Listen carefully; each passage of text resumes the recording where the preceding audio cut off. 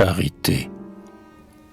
Si déjà nos forêts, par les vents dépouillés, de leur feuillage aride ont jonché leurs allées, si la nature prend le deuil, là on rend les trésors que le temps nous enlève. Au sein de nos autels un jour plus doux se lève, l'hiver n'ose en franchir le seuil. Le plaisir dont la voix aux fêtes nous convie remplit nos cœurs d'amour, nos salons d'harmonie, nos corridors de fleurs. Les jours sont au festin, les nuits sont à la danse, mais la saison des ris qui pour nous recommence, pour le pauvre est celle des pleurs. Trop souvent l'indigent, en si courte journée, tend en vain au travail ses mains infortunées. Ah, point de travail, pas de pain.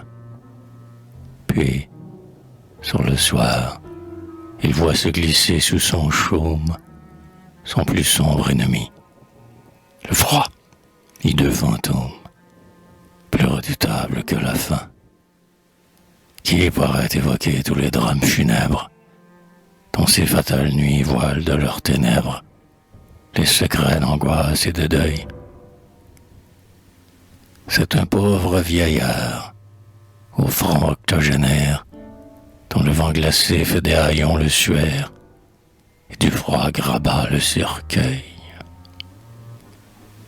C'est une mère, en proie à toutes les détresses, qui n'a, pour réchauffer son fils, que ses caresses, et qui, sur son lit de douleur, invoque en vain le ciel, crie et se désespère, en sentant son enfant, créature éphémère, se glacer jusque sur son cœur.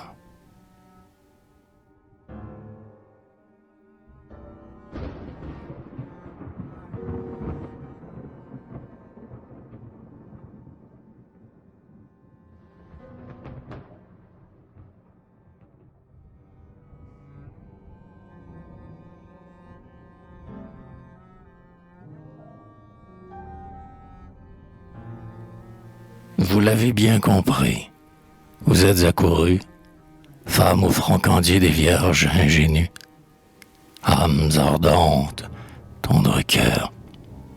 Ouais, c'est la charité qui, sur ses bancs, déploie ce frais cercle d'atours, de blondes et de soie, souriant par terre de fleurs. Car nos chants, loin d'aller irriter la misère, auront, pour tout écho, les vœux et la prière qu'exhale un cœur reconnaissant. Les roses du plaisir qu'ici votre main cueille, s'échappant de vos doigts, s'en iront, feuille à feuille, tomber sur le toit indigent. Ce lustre, dont l'éclat en ces lieux vous éclaire, au-delà de ces murs projette sa lumière, ses rayons purs et généreux, pénétrant sous le chaume où gémit l'indigence, iront, reflets d'amour, par leur douce influence, et réchauffer le malheureux.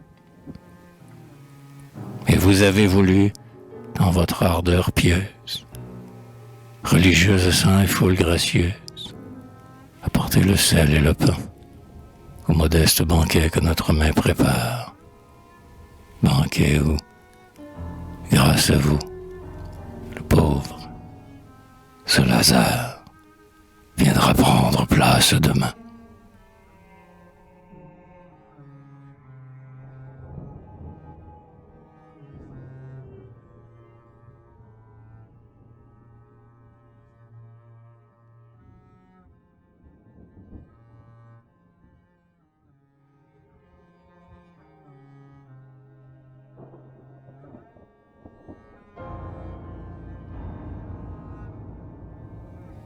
Si vous saviez combien la bonté vous rend belle, quel doux feu son éclat allume en vos prunelles, grâce, attrait, précieux don, beauté dont la fraîcheur se déflore et s'envole, Que sont-ils donc auprès de la sainte auréole, dont la charité ceint vos fronts? Quand il voulut créer la femme, Dieu lui-même emprunta 3 rayons à son pur diadème. Amour, bienfaisance, beauté.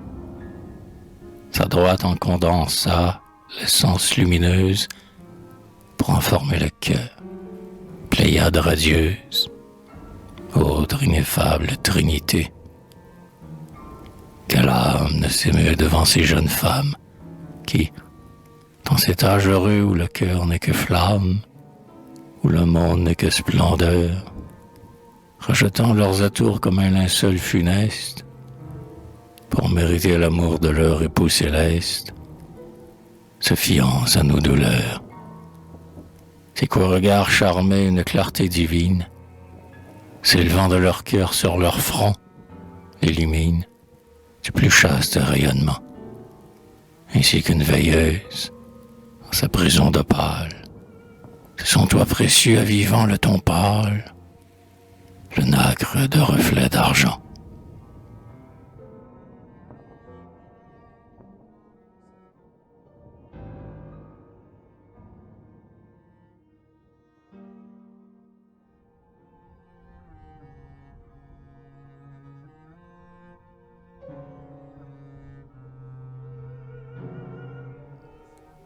Vous, mesdames, ô vous dans la tendre magie, dort notre bonheur et charme et notre vie.